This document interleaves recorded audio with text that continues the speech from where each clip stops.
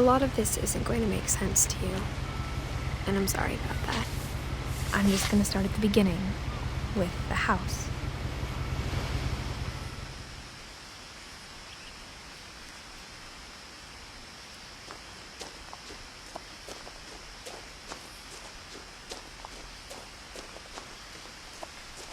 I lived here until I was 11, but I wasn't allowed inside half the rooms.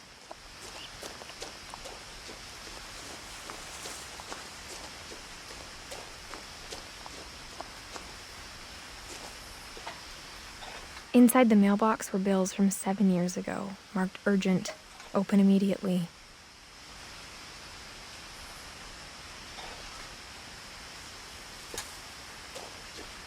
I hadn't been back since my brother Lewis's funeral.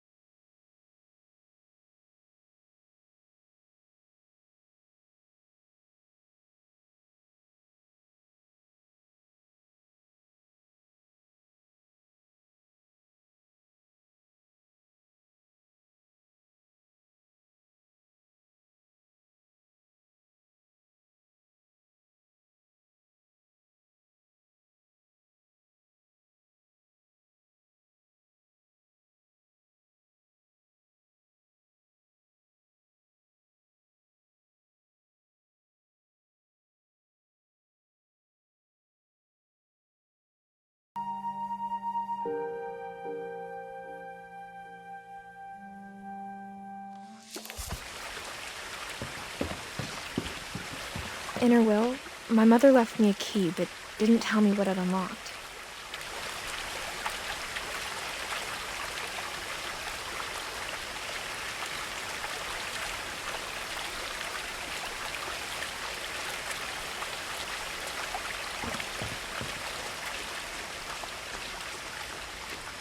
Maybe she thought I'd know, or she thought that the mystery would be enough to bring me back.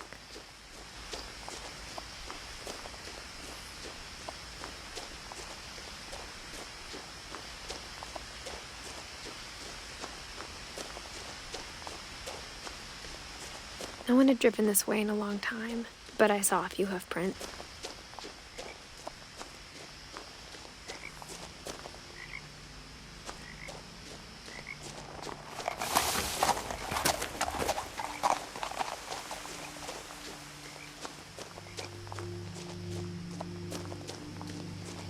The truth is, even after I inherited the house, I never thought I'd come back to it.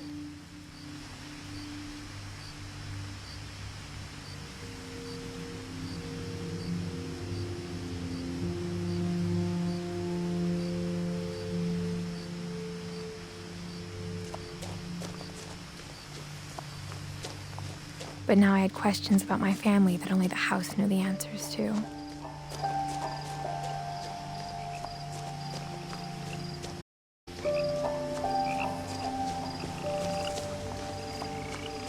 The house was exactly like I remembered it, the way I'd been dreaming about it.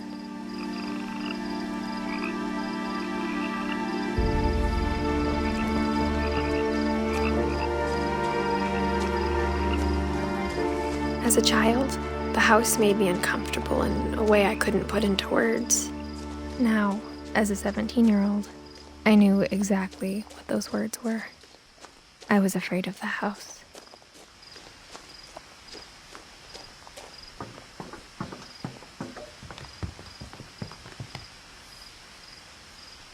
I hoped the key might unlock the front door.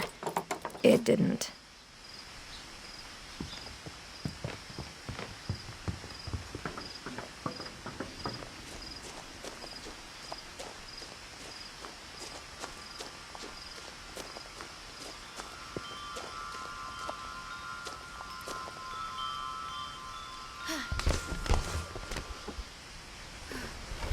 Crawling through the doggy door used to be a lot easier when I was 11.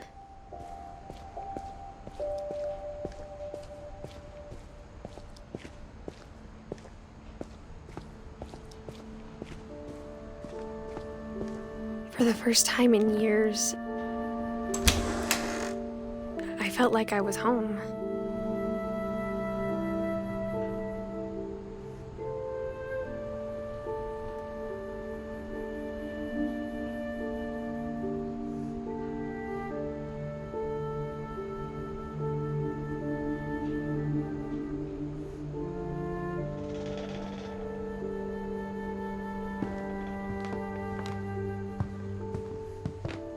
But instead of a family, there were just memories of one. Like how only one restaurant would deliver to our house, so we had Chinese a lot. Or how after Louis started working at the cannery, we all got sick of eating salmon. Except our cat, Molly.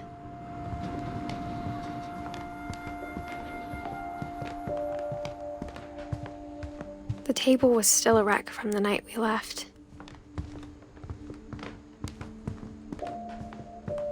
My mom was the only one of us who could imagine Great-Grandma Edie living in a nursing home. It was like a bomb had gone off, killing everyone but sparing the furniture. Nothing in the house looked abnormal. There was just too much of it, like a smile with too many teeth.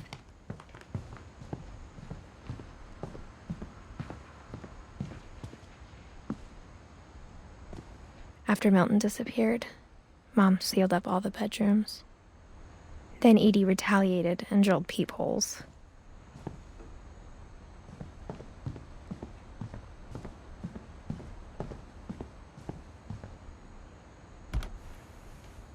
The last time I was in Edith Sr.'s room, I was 10 and she was painting my portrait.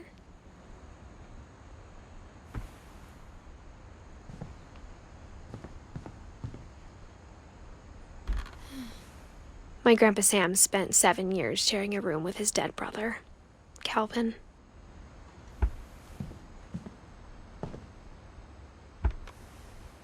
As a kid, I just assumed every house had peepholes and sealed rooms you weren't allowed inside of.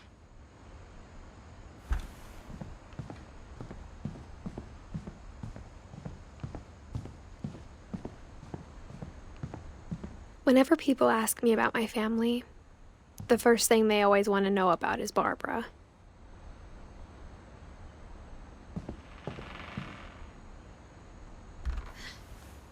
Barbara was a child star for 2 years, until America grew out of it.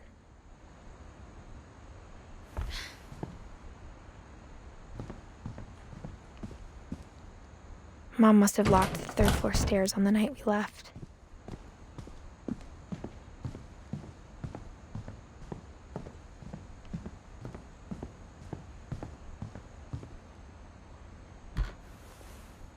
Molly always seemed like a girl I could imagine being friends with, if she hadn't died in 1947.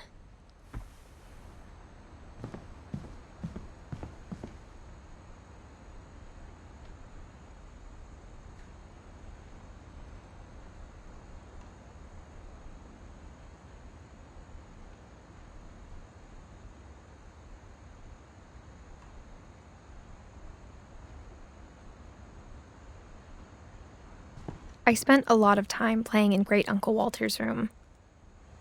I think my mom sometimes regretted not sealing it up.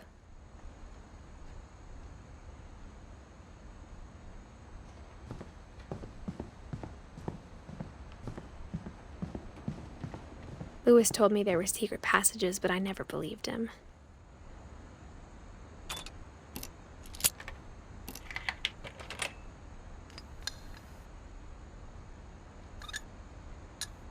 Turns out, my mom was really good at keeping secrets.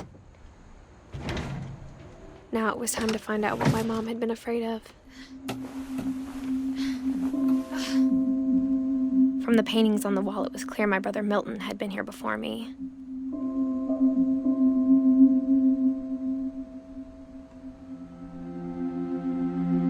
Reading this, maybe it sounds like I had a plan.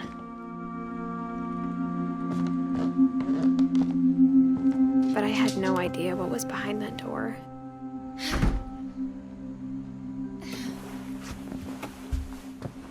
Just like I had no idea where all this was gonna lead.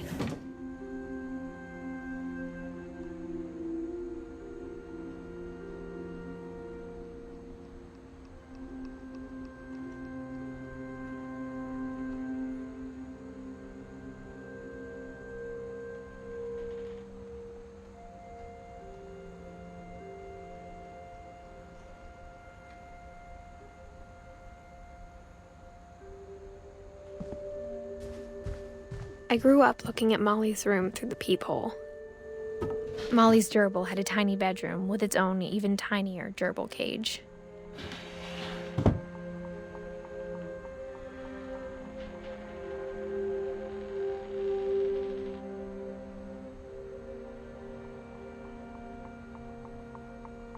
Being inside for the first time, I felt like I'd stepped behind a painting.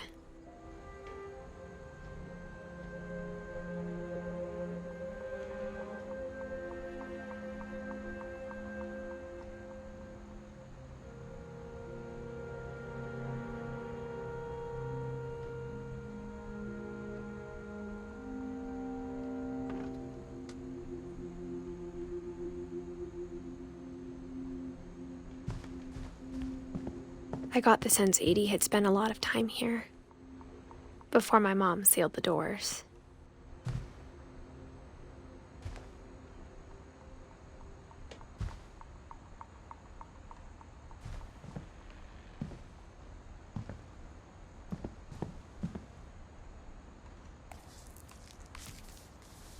December 13th, 1947.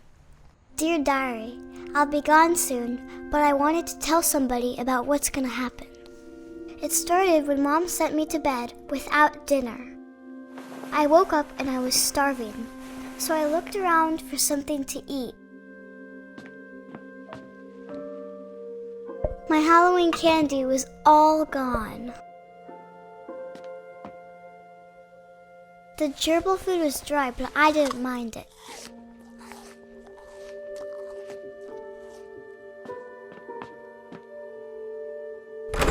Mom, can I come out now? Sweetheart, it's late. Go to sleep.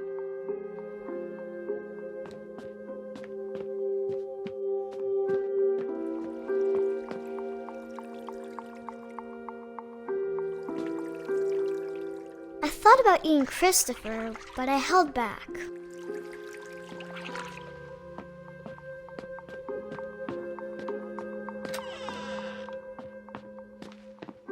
I kept eating and eating.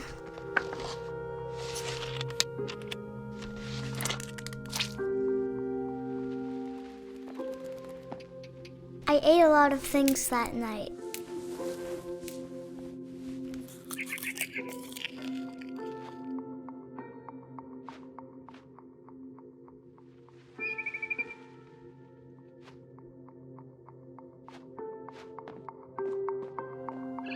Then I heard chirping outside my window.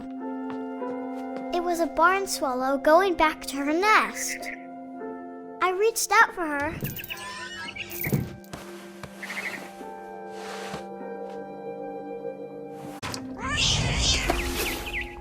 I was a cat.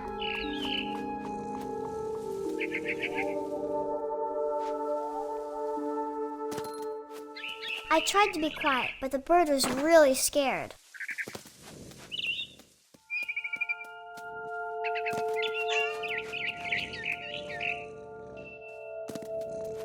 Mom and Dad didn't even look at me.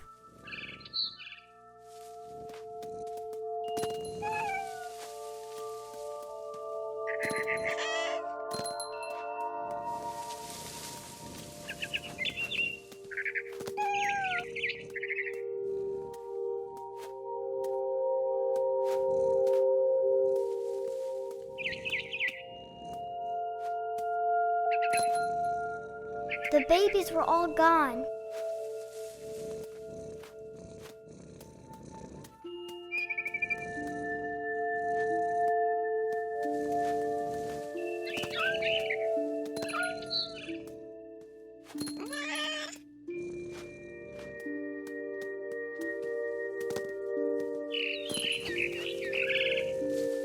I jumped and I almost got her.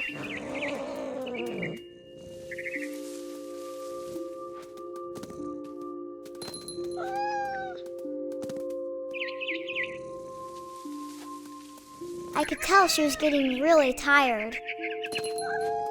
Now I was up in the big tree. I promised Dad to climb it. All I cared about was eating that mama bird.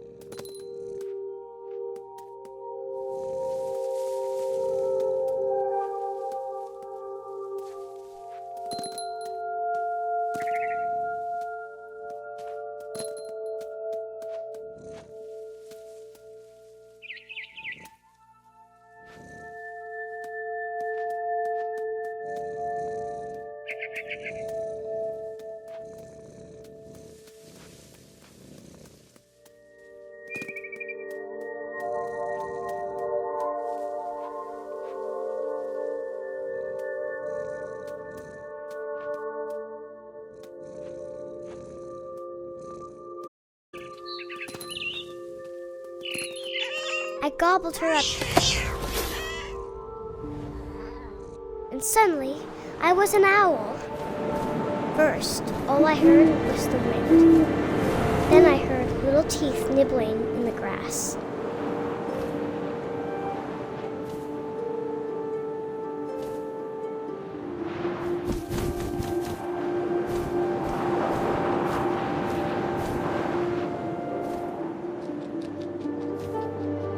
Rabbits.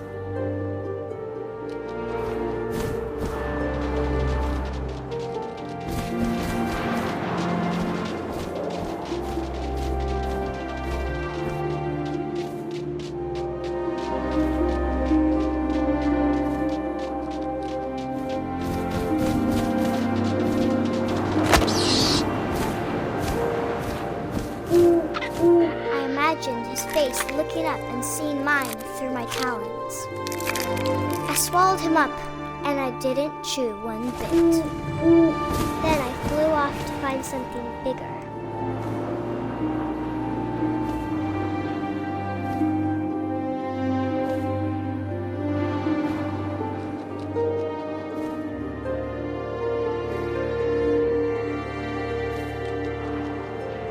A rabbit.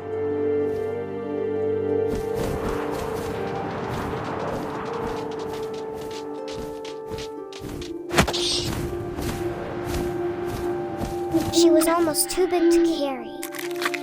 I started choking, but I couldn't stop eating. And suddenly, I was a shark.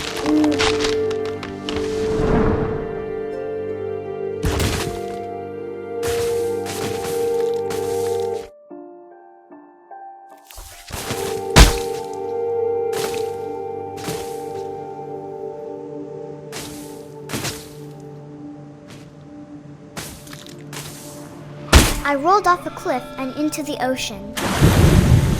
Now, I was hungrier than ever.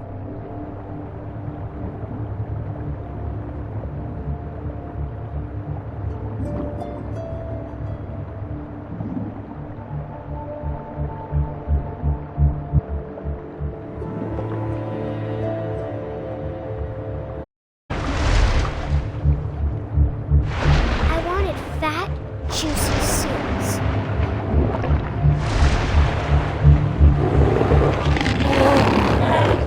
I tore off her flipper, and it tasted really good.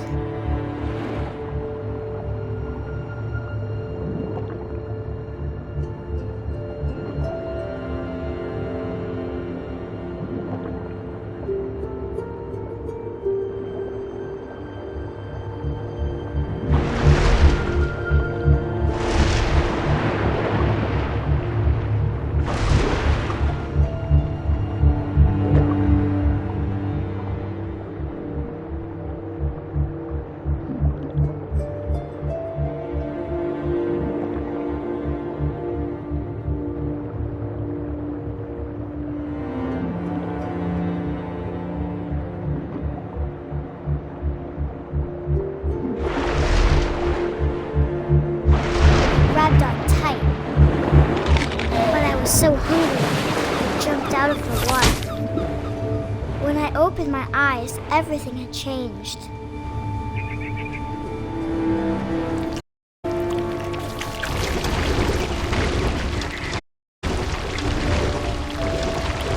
Now I was a monster, and I smelled people everywhere.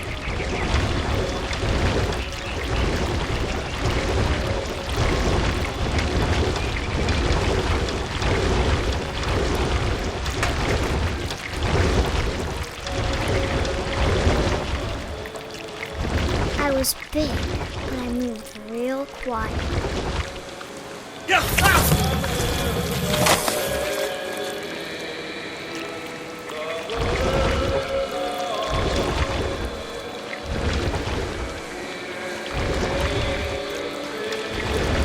I wanted to stop, but also I didn't.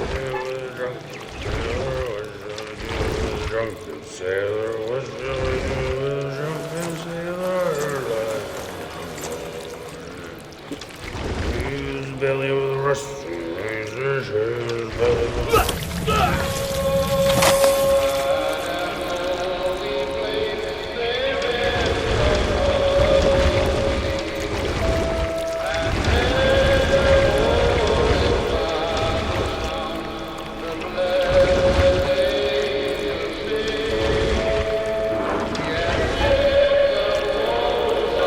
After the last passenger, I was still hungry.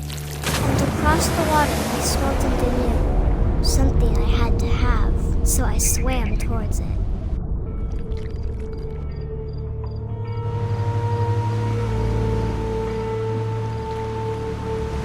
I slithered onto the sand, and the good smell went into an old pipe.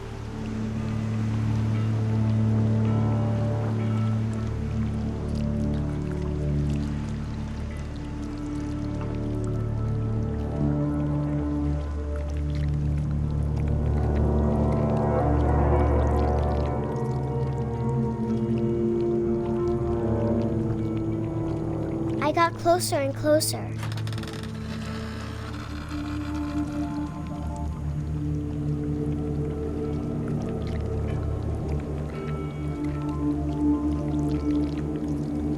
All of my stomach started growling.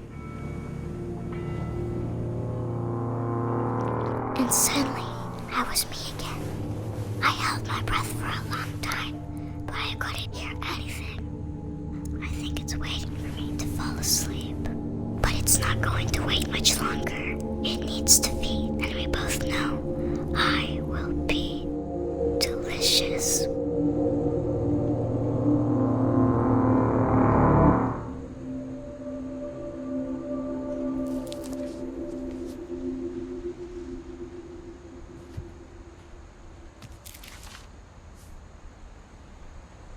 I'm not sure if I believed all of that, but I'm sure Edie would have.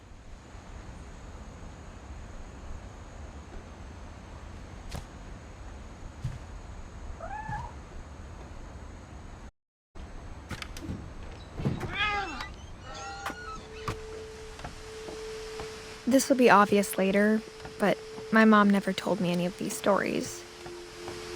Edie would have, but Mom didn't like bringing up the past.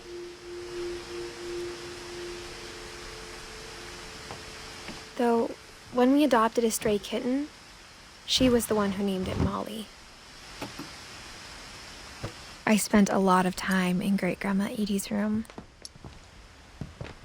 Louis died a week before we left, but Edie had already started to memorialize him. Her room was like a museum. For 500 years, the Finches have been famous throughout Norway for their fortune. And misfortune. Odin Finch buries the latest victims of the family curse, his wife Ingeborg and their newborn son, Johan. On January 7th, 1937, he set sail with his family and his house, hoping to leave the curse behind. But 40-foot waves off the coast of Washington send the house and Odin to the bottom of the sea. Odin's daughter Edie, with husband Sven and baby Molly, step ashore on their new home, Orcas Island. Odin Finch is the first to be buried in the new family cemetery. His daughter Edie is already dreaming of a new Finch house.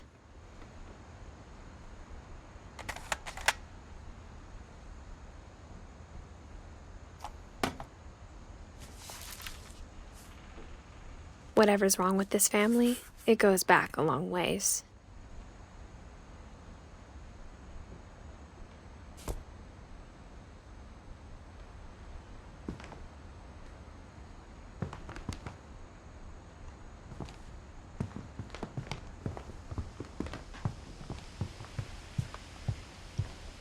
When Edie told people Sven was killed by a dragon, she could also have said he was building a dragon-shaped slide that collapsed. She could have, but she didn't. Even in her 90s, sometimes Edie seemed a lot younger than my mother.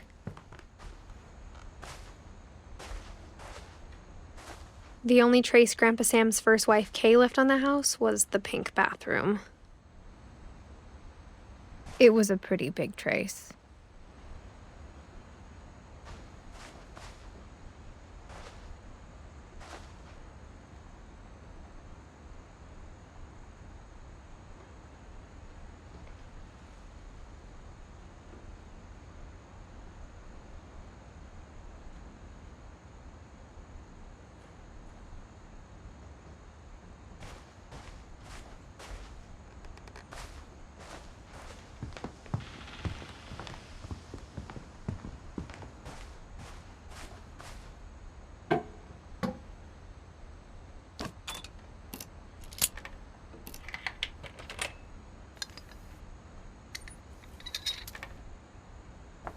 There's a secret in this bathroom. It's in the last place you would look. It isn't in the cupboard. It's hidden in this book.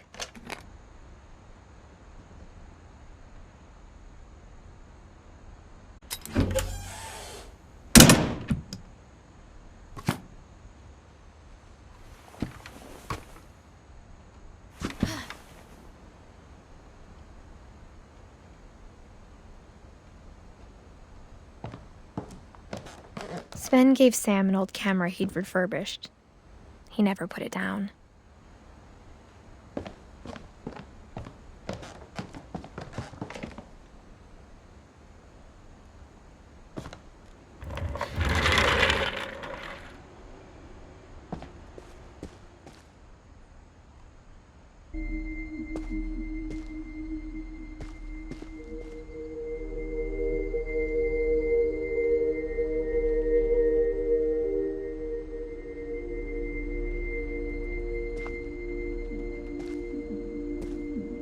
I knew Grandpa Sam had a twin, and that he never talked about him.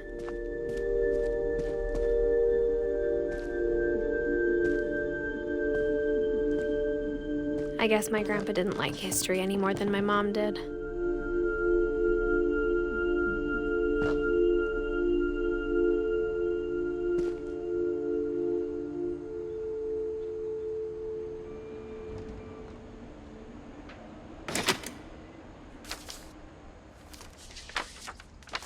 How I Want to Remember My Brother by Sam Finch. The thing I remember is that when he made up his mind, that was it. My brother said he'd die before he ate another mushroom, and he did. At Barbara's funeral, we swore we'd never be afraid again, and he wasn't. I think Calvin always wanted to fly. Sam! Calvin! Dinner's ready! Coming! But that day, he finally made up his mind to do it.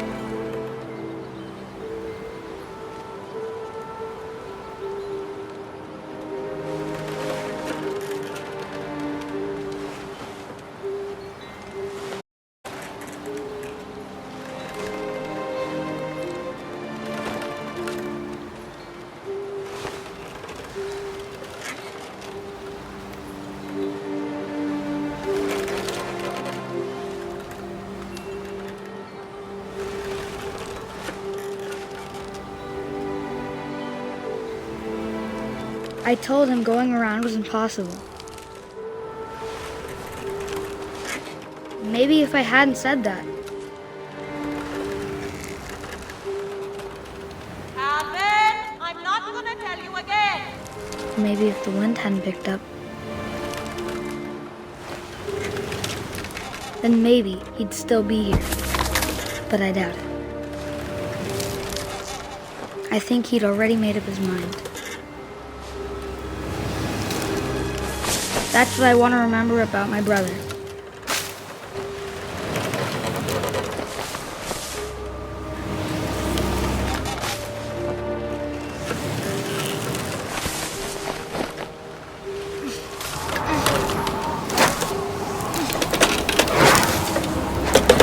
The day he made up his mind to fly. And he did.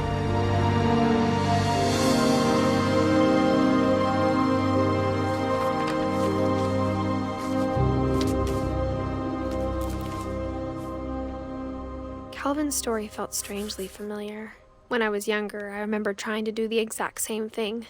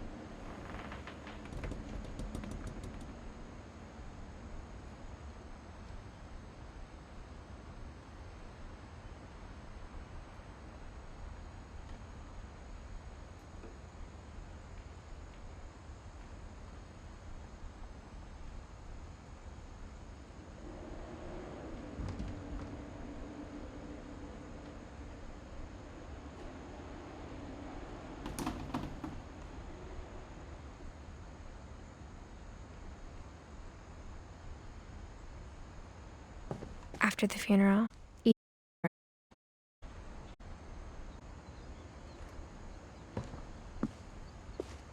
Mom said Grandpa Sam enlisted at 18 and never set foot in the room again.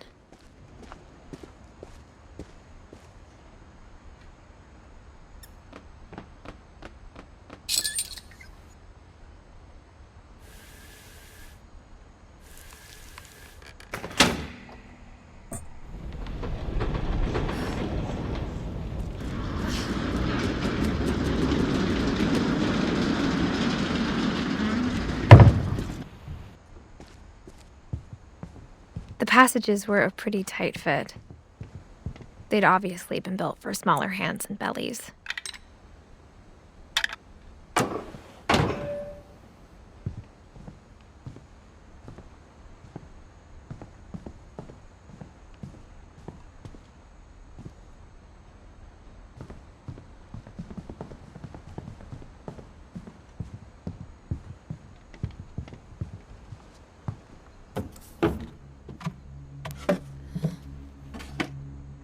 Growing up, I always thought of Barbara as a child star.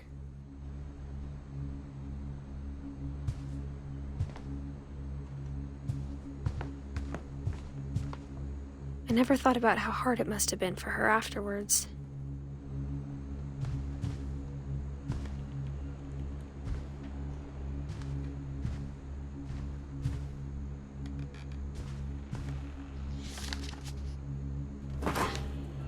Of all the stories people wrote about Barbara's death, I'm surprised Edie saved this one.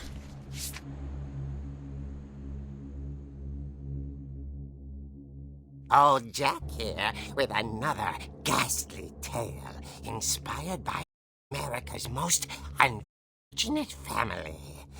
I'm calling it The Surprise Ending. Barbara Finch. As a child star, Barbara was famous for her scream.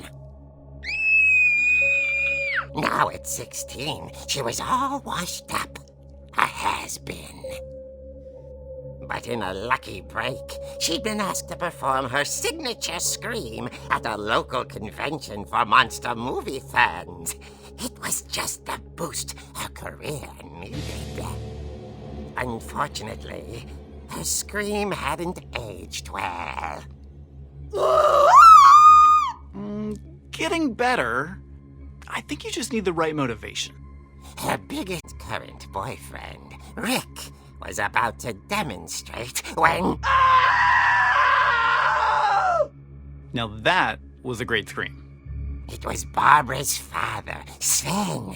He'd slipped into a table saw and had to be rushed to the emergency room. So Barbara got stuck babysitting her youngest brother, Walter. Her convention comeback was cancelled. Okay, I'm hearing frustration, but I'm not hearing terror. What if I tried... A gang of hoodlums in Halloween masks have been terrorizing Orcas Island tonight. Police are urging residents to... That came from the basement. You're right! Also, I loved your delivery on that. Why is your basement door locked? Because my dad likes making puzzles and secret passages. There's a key hidden in the music box. The secret is to keep winding and winding until finally the key pops out. Thanks, babe. I'll be back in a sec. 20 minutes later, Rick hadn't returned. So Barbara went to look for him, right on cue. She reached for the music box.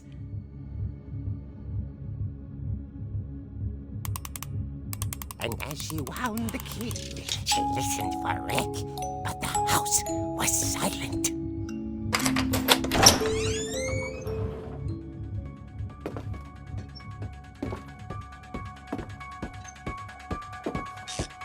She found Rick's crutch and imagined the worst.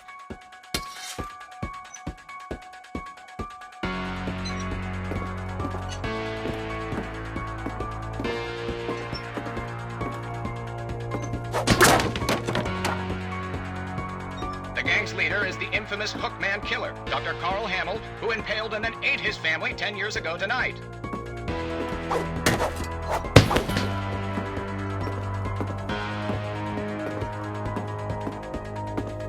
The old fridge rattled and grew still.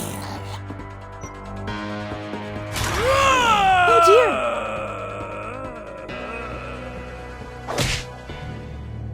Oh! Rick? Barb, relax. I was just trying to scare you to help you find your scream. Well, I'm not scared, Rick. I'm furious. Then act furious. All I'm getting from you now is that you're hurt and confused and you're... She threw him out, but she kept a little something to remember him by. Barb, have you seen my other crutch? And she was still holding it when she fell asleep watching the late picture show. Hours later... Barbara! Walter, what's going on up there? Ah! Okay, I'm coming up, but if this is a trick, you're dead, Walter.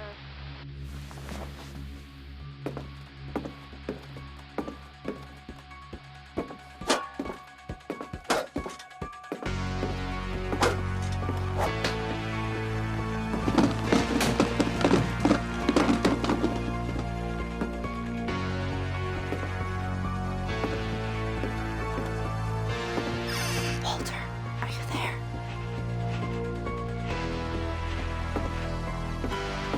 Walter had vanished, but his bedside radio was still on. Orcas Island police describe the man as 6 feet tall, with a steel hook for a hand. Residents are urged to lock all doors and windows and notify the police of any suspicious activity. Barbara turned, saw the hookman, and was speechless. He was quite smashing.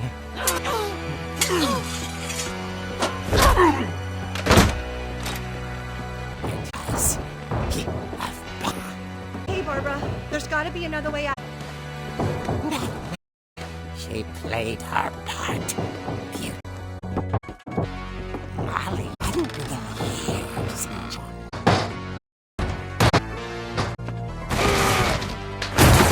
Moving. Right for yet.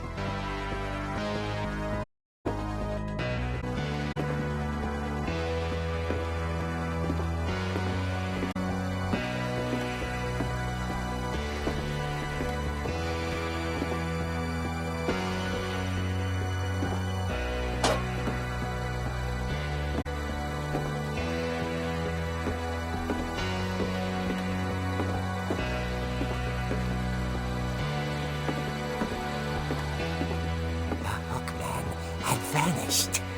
She listened for his breathing, but all she heard was...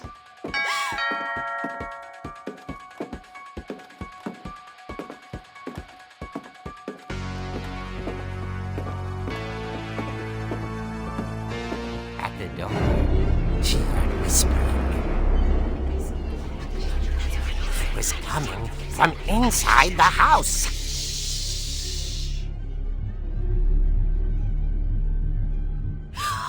Oh dear.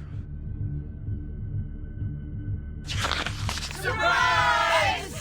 Bravo! You were one The monsters had come to surprise her. For Barbara, it was a dream come true. Then she saw what kind of monster, and she realized what to happen. She was going to be famous. And with her final breath, Barbara Finch gave the performance of her life.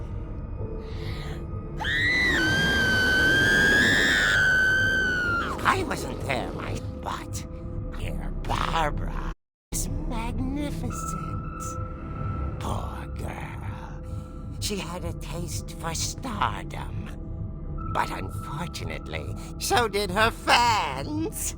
Of course, the police blamed it all on poor Rick, who disappeared the same night. And little Walter, hiding under his bed the whole time. He took it all pretty hard, but that's another story. As for Barbara, tucked inside the music box was all they ever found of her. Her ear. Now that's what I call a real eerie tale.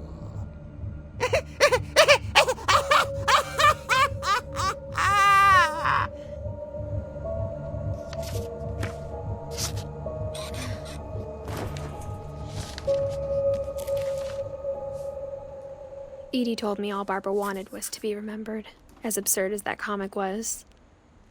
Maybe what Edie saw was a happy ending.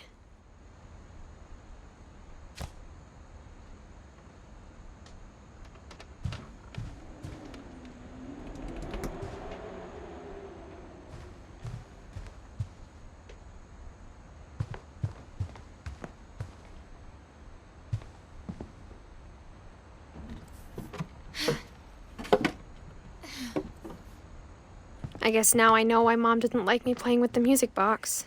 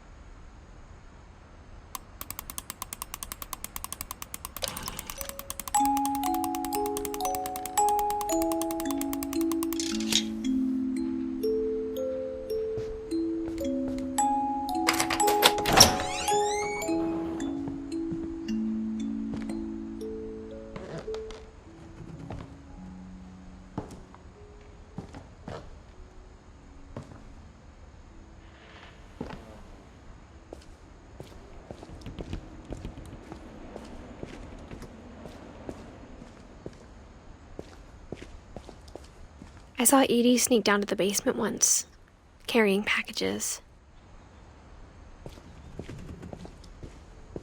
I thought maybe she was hiding presents.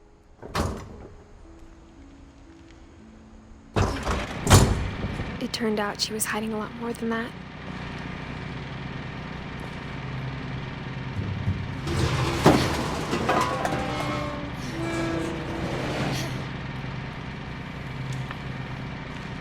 I remember asking Mom once about where Walter had gone. She said after Barbara died, he got as far away as he could. If there's a pattern in all these stories, I think it's that none of us has gotten very far.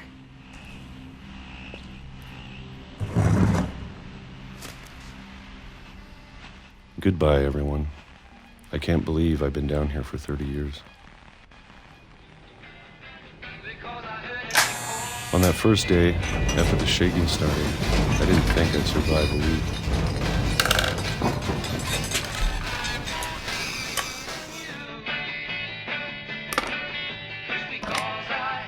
But after a few days, I settled into a routine. That's what kept me sane. Having a schedule, living for today. I always expected to be dead tomorrow. But if you wait long enough, you get used to anything.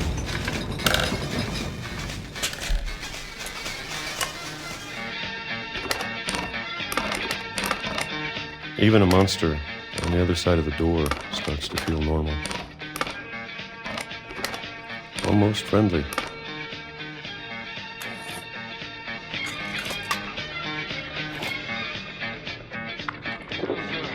And then one day, everything just stopped. Whatever that thing was, it was gone. Maybe it got tired of waiting. Or maybe I just got tired of being afraid.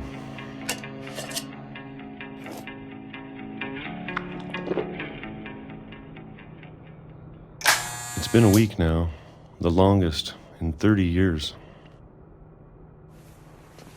I'm done waiting. I have to leave while I still can.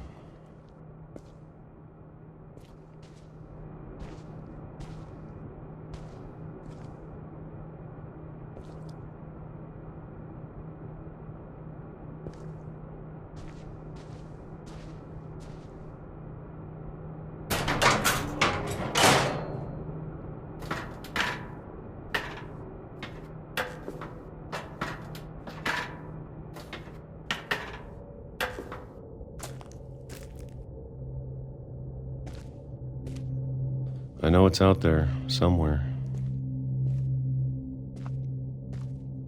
Whatever killed Barbara and Molly and Calvin. Maybe this is all a mistake.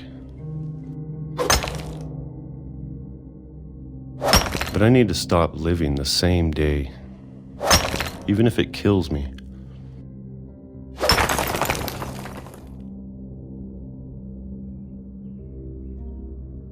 Whatever's out there, I want you to know I'm ready for it. I'm going to appreciate all of it, especially the food. I don't mind if I only have a year left, or a month, or a single week. I'd be happy with one new day. I can already imagine the sun on my face.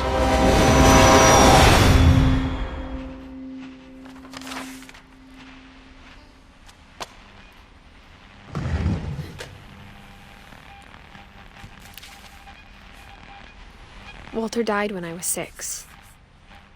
I can't believe my mom never told me he was down here.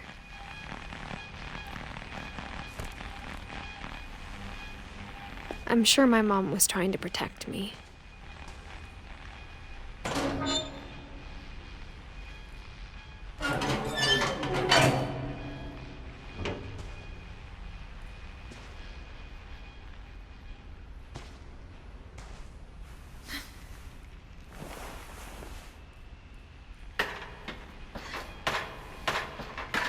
Maybe she was afraid I'd end up like Walter. But if she never told me about an uncle under the house, I can only imagine what else she was hiding.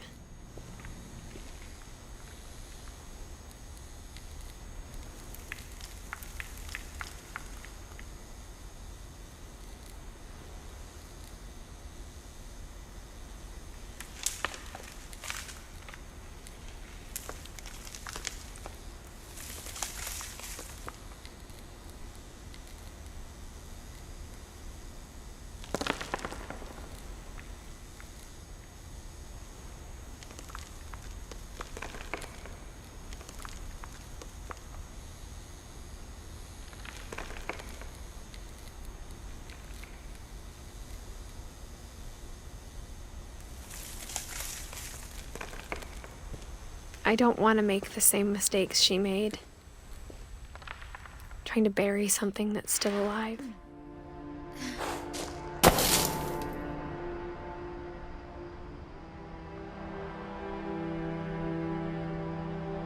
Now that there's only one of us left, or maybe two, I thought it was time I heard the stories for myself and found out what happened to everyone else. But now I'm worried the stories themselves might be the problem. Maybe we believed so much in a family curse, we made it real.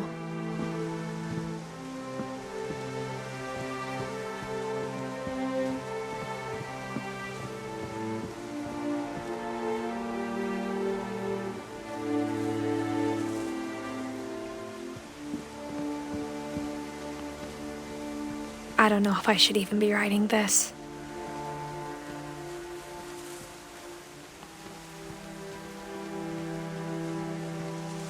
Maybe it'd be better if all this just died with me.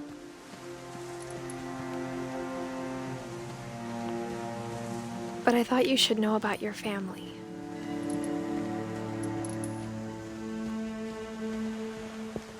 And the history you're a part of.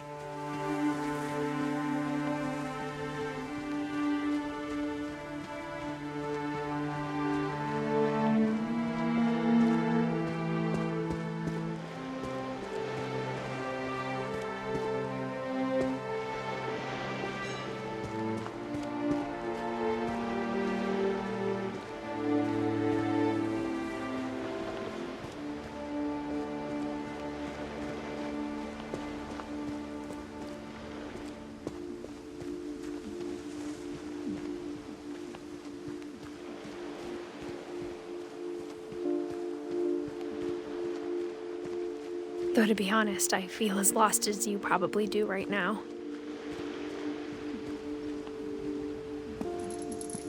I think the people in these stories believed them, for what that's worth.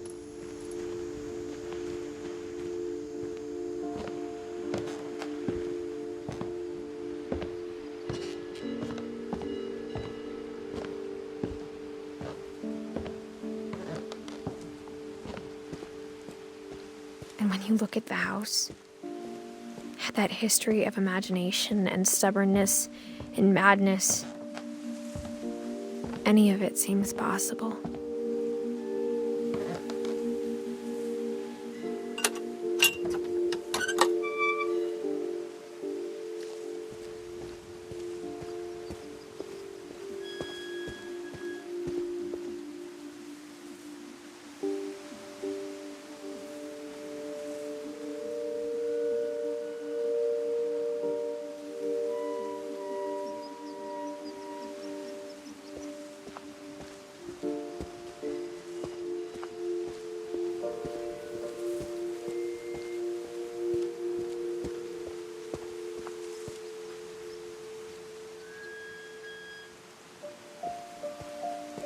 I think we've been surrounded by death for so long, we've just gotten used to it. What kind of is starting?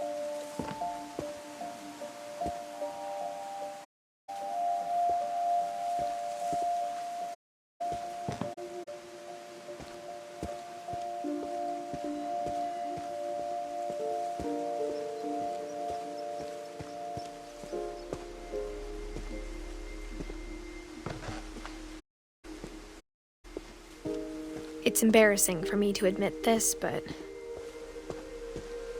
the pet cemetery made me more uncomfortable than the human one. 3 of them were mine, and 2 had been my fault.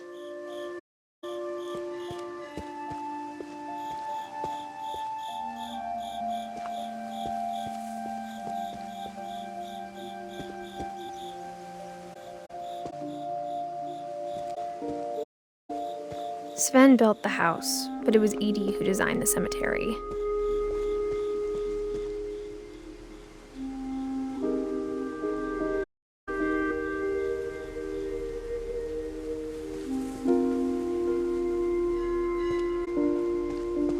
I'm sure Odin's monument had been Edie's idea. My mom trying to move on. Freeze never went away. She could see it poking out of the water at low tide.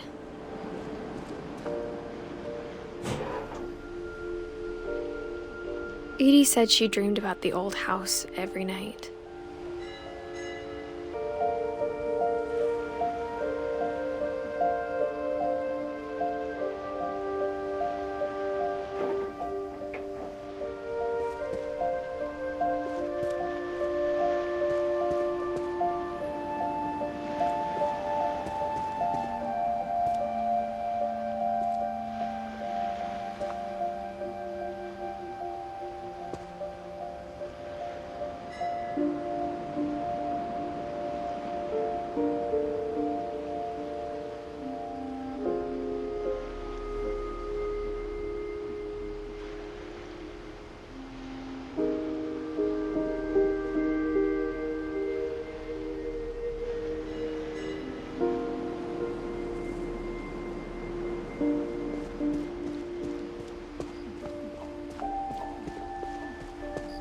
Edie's side was always easier for me to understand. But the older I get, the more I can see where my mom was coming from. Her dad had been pretty strict, but it wasn't enough to save her brothers. She was just trying to do better.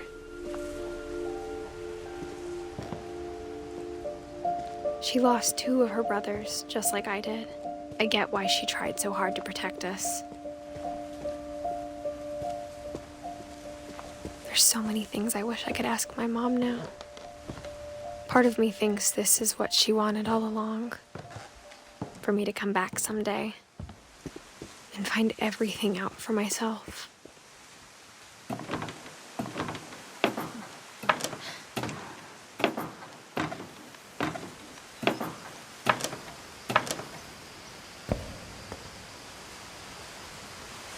But looking back on it now,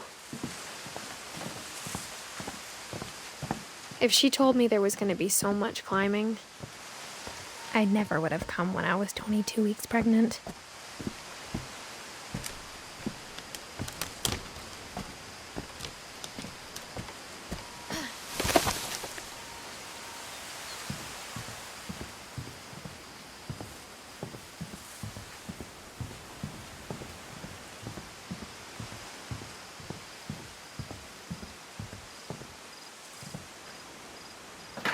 I never met Grandpa Sam, but I think he and my mom had a lot in common.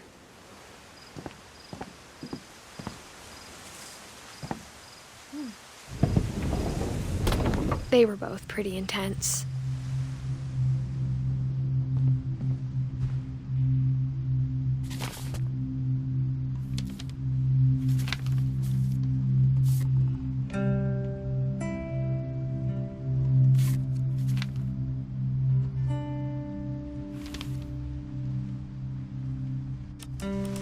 Dawn, I promise, you'll never forget this weekend. Yes, sir. These memories are gonna last a lifetime. To shoot anything. Shooting is strongly Leaving. shot of you, Dawn, then we can...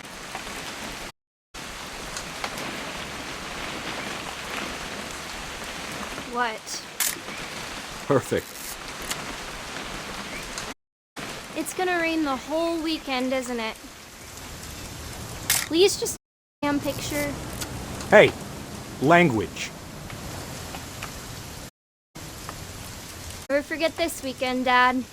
That's the spirit. Okay, got it. I'm gonna take some pictures, okay? Just be careful. That camera's older than you are.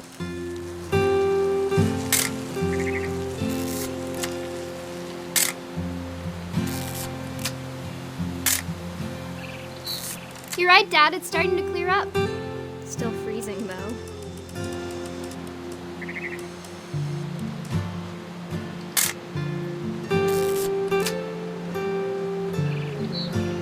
Definitely should that coffee. Hold picture of you. I definitely won't be moving. Are you done yet? Does it sound like I'm done? Nothing quite like being outside.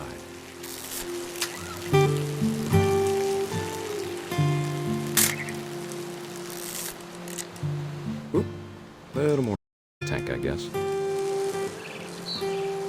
Hey! That's a keeper. Just saying, I'm not always gonna be here, Don. You'll need to remember this stuff, if you want to survive. I'll be fine, Dad. You know who else thought he was gonna be fine? Some guy who died. Don, I'm being serious. I know, Dad. You're always serious. Doesn't being out here make you want to chill out? Well, to tell you the truth, I haven't been out here in 20 years. Don, don't you think you could find something more interesting to photograph? Last time I was with my brother Calvin. Man, that was a great trip. Your grandpa Sven taught us how to fish, how to build a fire. Dad! Good eyes, Don.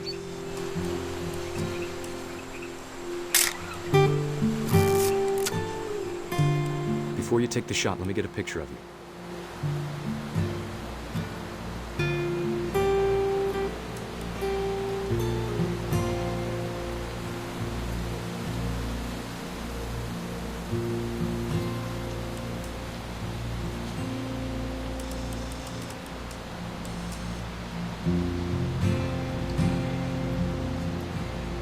Dad, I...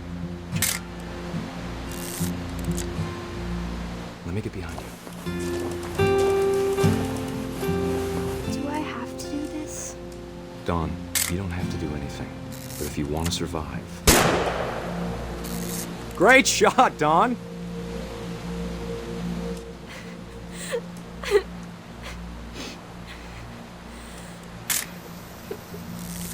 I'm proud of you, Don. Always remember that, okay?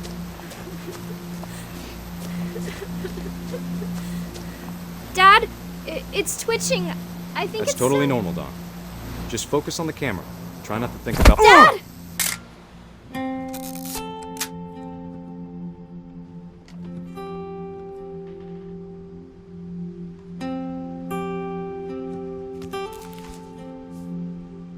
Of all these stories, that's the one I wish most that my mom had told me. Sam spent his life shooting photos, but Mom said he got nervous being in front of the camera. I guess we're all afraid of something.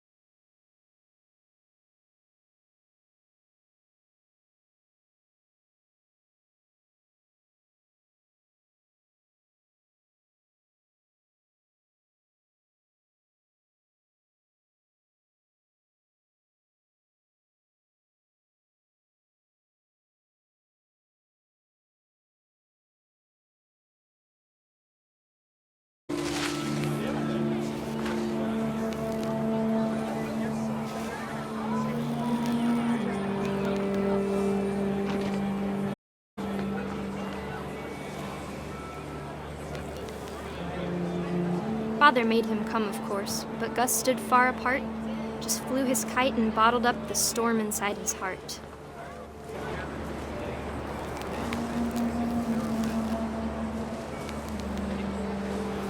I tried to talk him out of it, though he'd never... We'd stepmom. I now pronounce you husband and wife. You may kiss.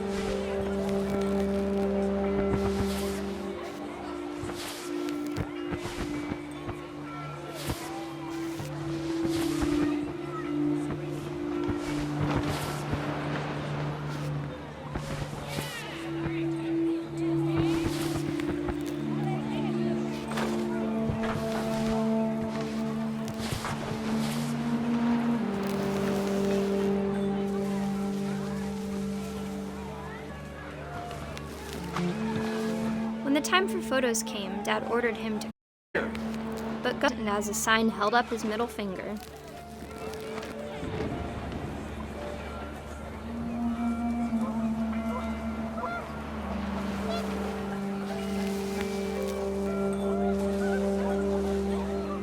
The wind picked up, and panicked geese appeared and quickly went. But all the humans did that day was go inside the tent.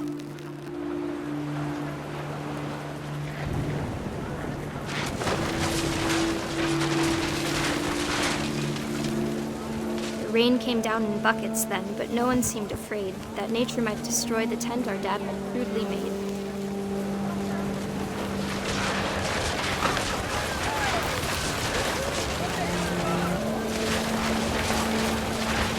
The thunder sounded much too close and full of angry power. But all my father said to this was, "Make the music louder."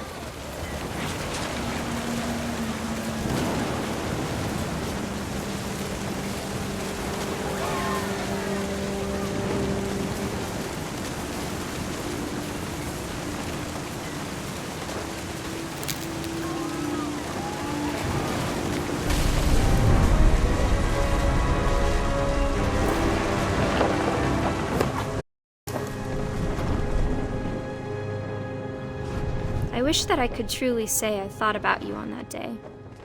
Out there on the beach alone, just you, the wind, the sea, and foam. But I didn't, until we found you.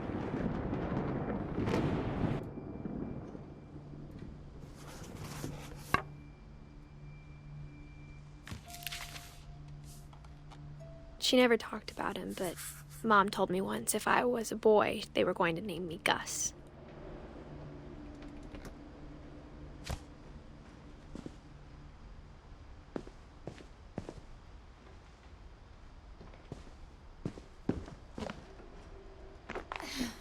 My mom moved up to the loft after her brothers died. At the time, it was as far away as she could get.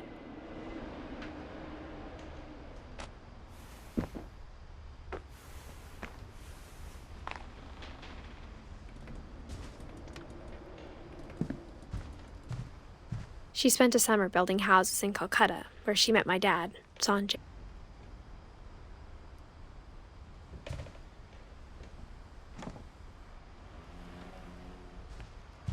Religion was another thing my mom never talked about, but I think it helped her a lot after her dad died.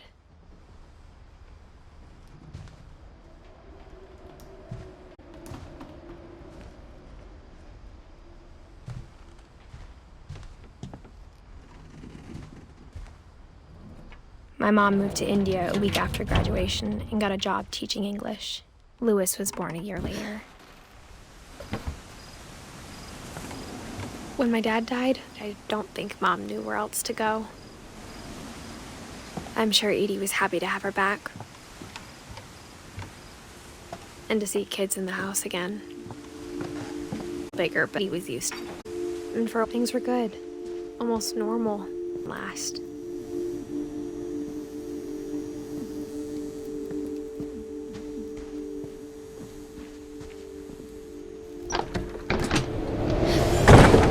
The beginning of the end was Milton's 10th birthday, when Edie gave him a castle. After Milton disappeared, the only thing he left behind was a room full of paintings.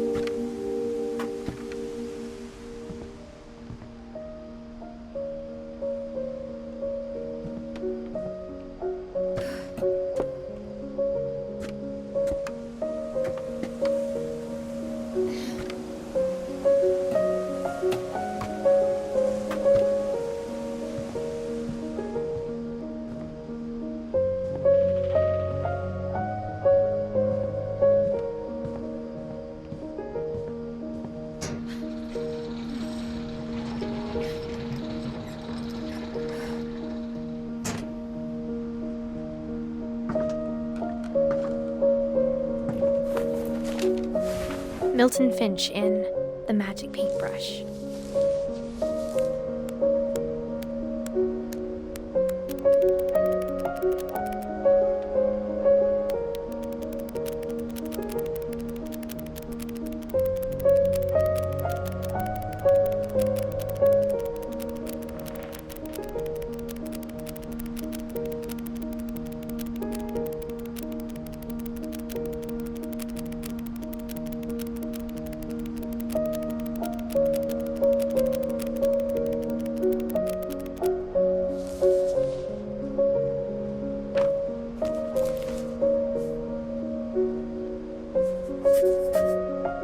I was 4 when Milton disappeared.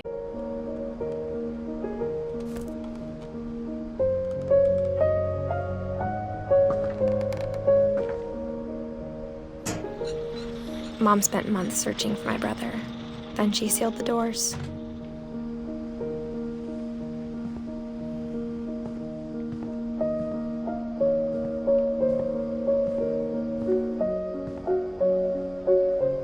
Whatever Milton had found in the house, Mom didn't want it getting out.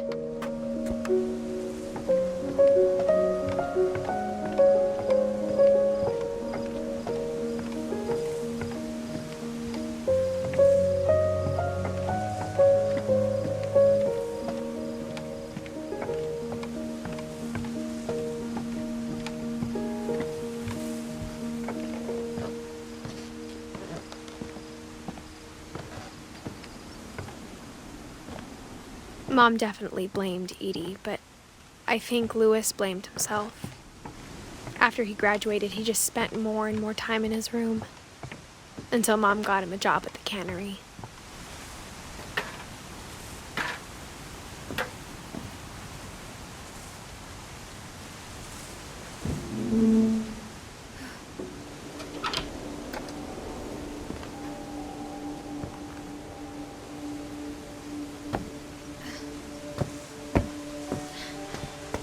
Lewis's room smelled very, very familiar. That part of him lived on.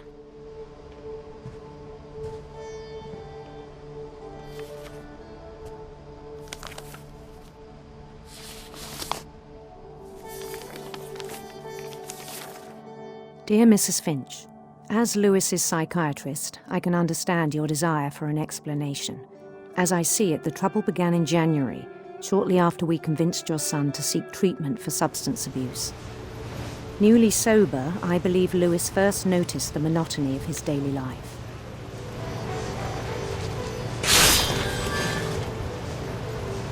He kept working at the cannery, but he withdrew part of himself.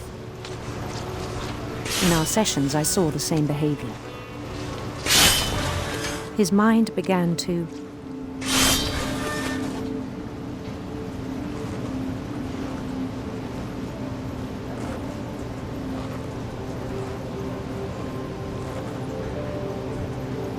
wander.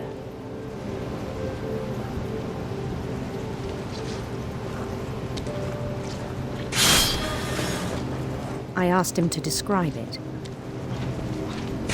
He said he started small, imagining a labyrinth. He'd feel his way about. Then something moved. Bats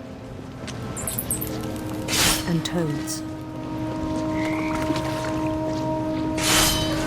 and things that have not names.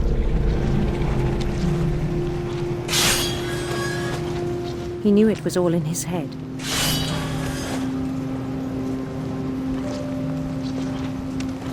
But he took it very seriously. I had hoped he'd find himself.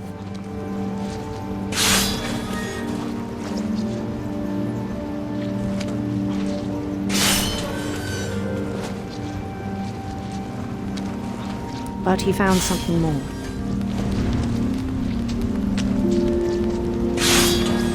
I worried about him then. Daydreaming at the cannery, I spoke with his boss. But he said Lewis had become a model employee. Methodical, tireless, focused.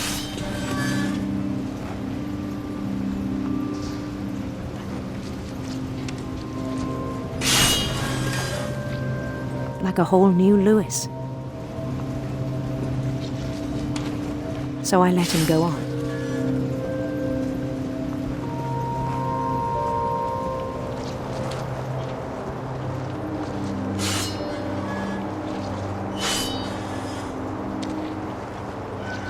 I even encouraged him. It seemed very promising at first. He told me he'd made a new friend.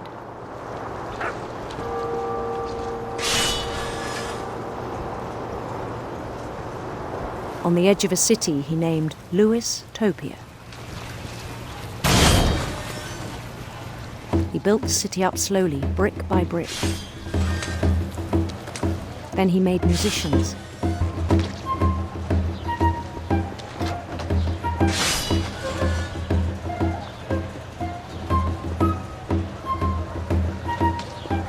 And songs for them to play.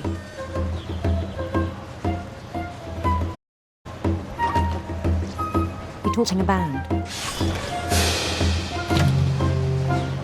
And he was always humming something. Every day she grew stronger.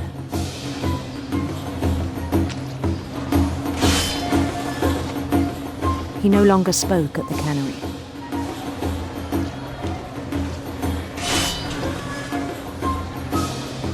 But his chopping was as reliable as ever. Then one day it struck him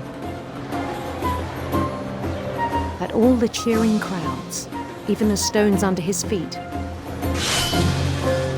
were all in his imagination, so he could do whatever he wished.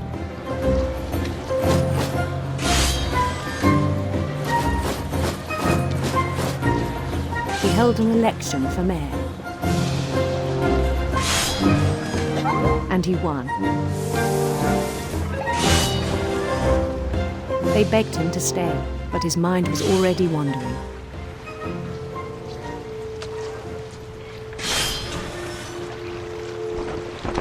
It became a game for him.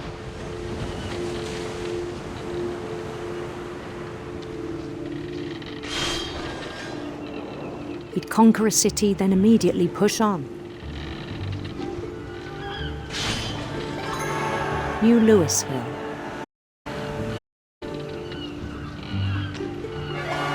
St. Louis.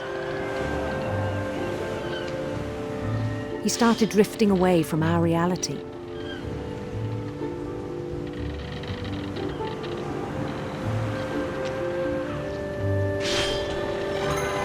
Minneapolis, until one day he forgot to go home from the cannery. Even as his mother pleaded with him, part of Louis kept sailing on.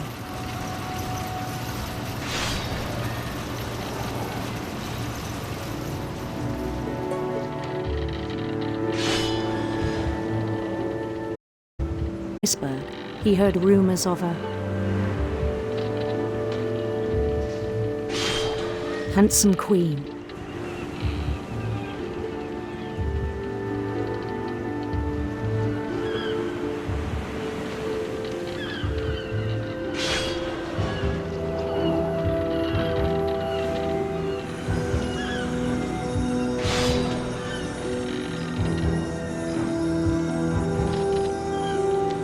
The Queen was on her own quest for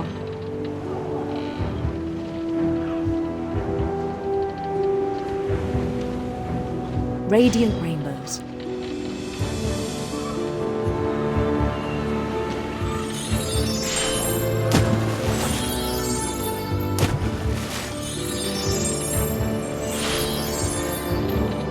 He followed the sound of her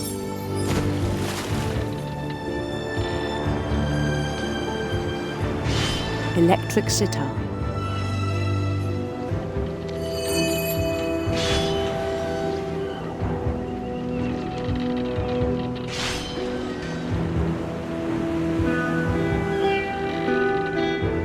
His chase led him to a golden palace east of the sun and west of the moon. Even then, his logic remained sound.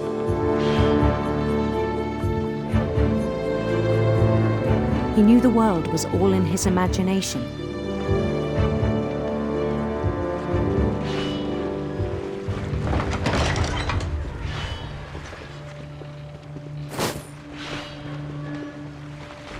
But he was so proud of having created it.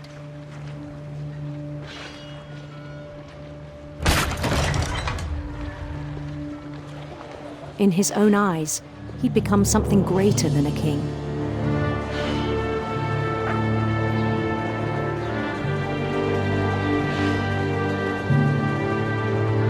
For someone who'd never known success in the real world, I think it was overwhelming. And then it struck him that the real Louis was not the one chopping salmon, but the one climbing the steps of a golden palace.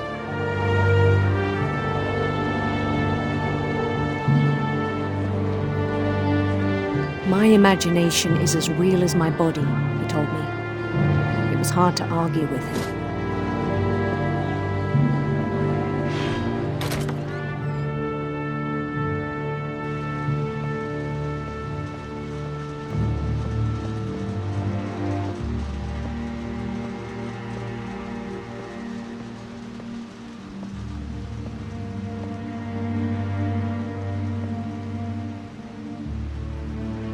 Began to forget the world we know.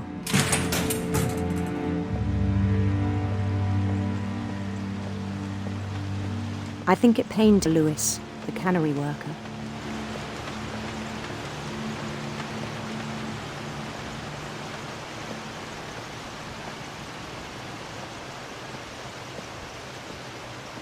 He began to despise the man with a royal contempt.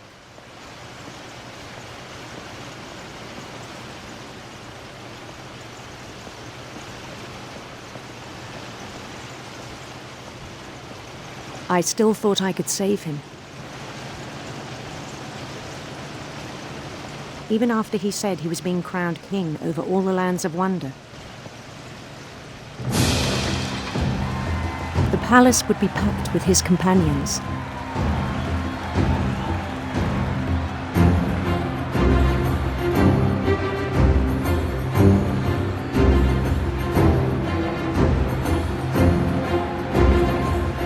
Including the wise Calico who'd insisted on inviting him.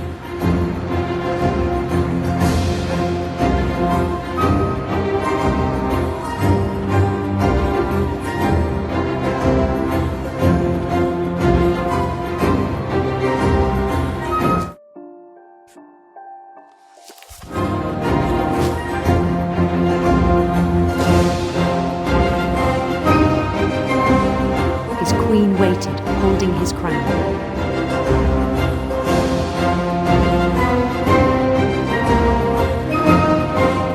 There was only one thing left to do.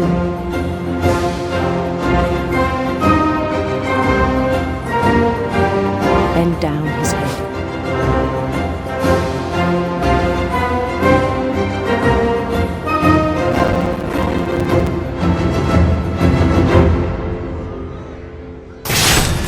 And the rest I think you know. Mrs. Finch, your son was a kind man who will be missed by all of us who knew him.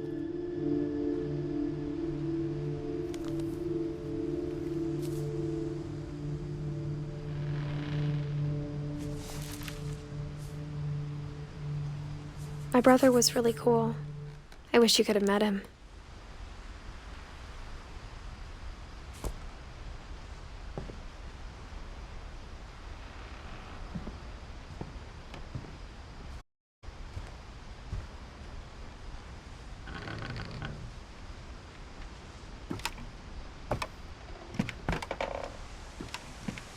On the way back from Lewis's funeral, my mom told me to start packing. She waited until the day before we left to tell Edie.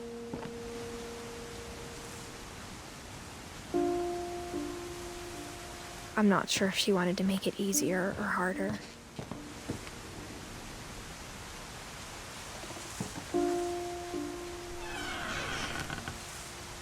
I wish we'd stayed. But I understand why we left.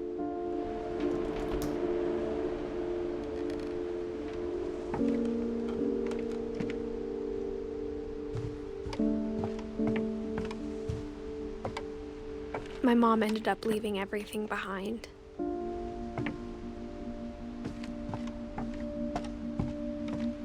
What happened that night had been coming for a long time.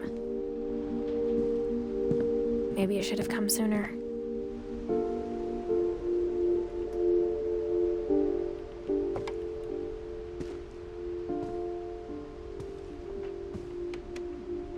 But it had to end one way or another. All that's left now is to tell you about that last night.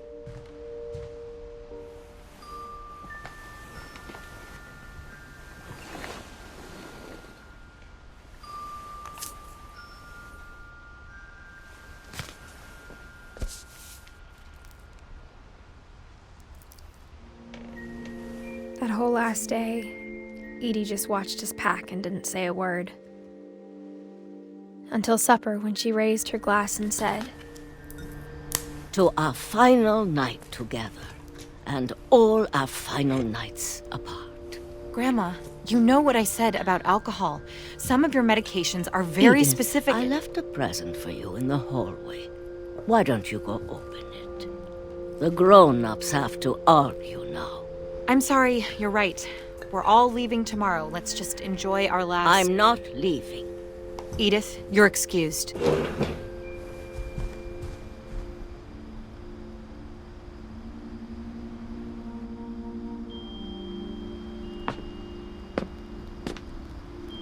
The power had been shut off that morning, but Edie always had plenty of candles. When my mom sealed the library, I don't think she knew about the other entrance. Or that Edie had a key to it.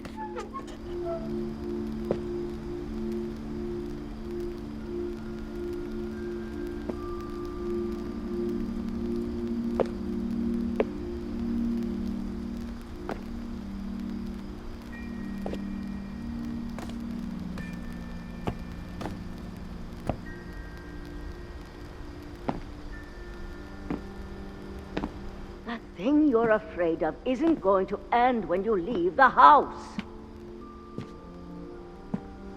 Edith has a right to know these stories. My children are dead because of your stories. I think it's best if Edith and I leave tonight. We'll have the nursing home send a van for you in the morning, okay? Dear Edith, there's so many stories I wish I could tell you, but there's only time for one. This is about what happened on the night you were born. That night, the tide went way, way out. It was the first and last time I ever saw the old house aground. There'd been an earthquake out in the middle of the ocean. They called it the lowest tide in 1,000 years. God, it smelled awful. You know, I've seen that house every day of my life.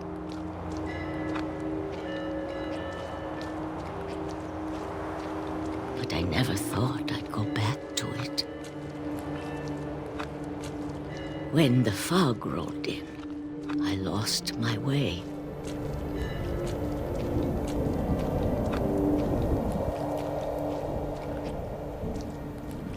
I got turned around.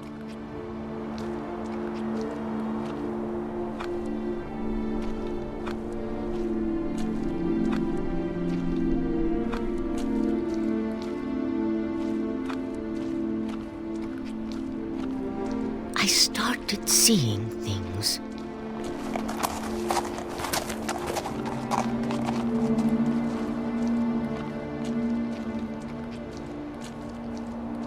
Things I'd forgotten had ever existed.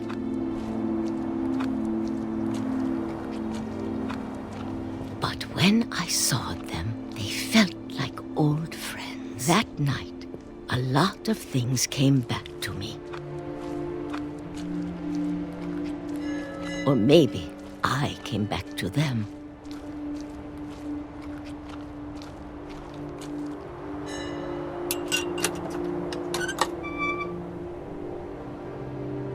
Things I can't explain, but that I need you to try and... Edith, what are you doing in here? It's mine. Edith! Mom, you're gonna rip it! Let go!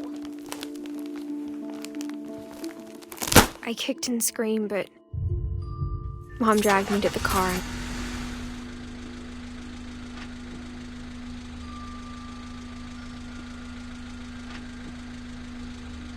I never saw Great-Grandma Edie again. The next morning, the van came to pick her up, but she was already gone. After that, we moved around a lot.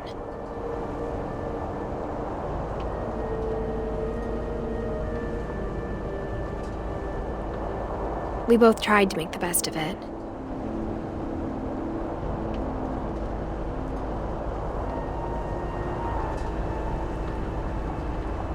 A few years went by.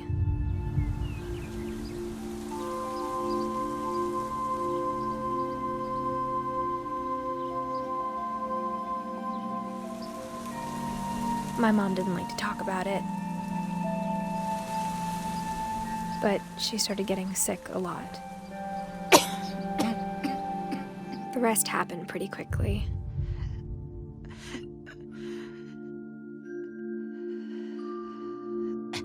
She got better for a while, and then she didn't.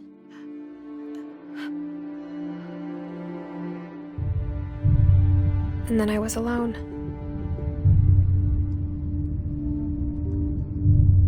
The the last Finch left alive.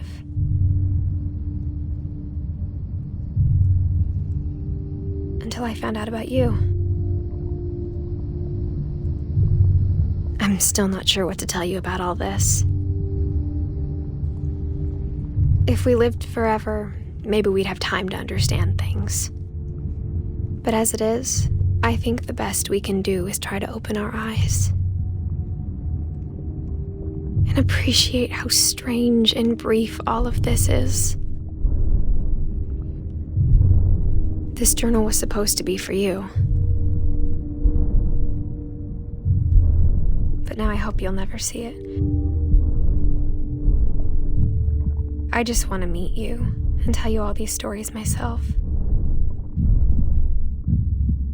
But I guess if you're reading this now, things didn't work out that way.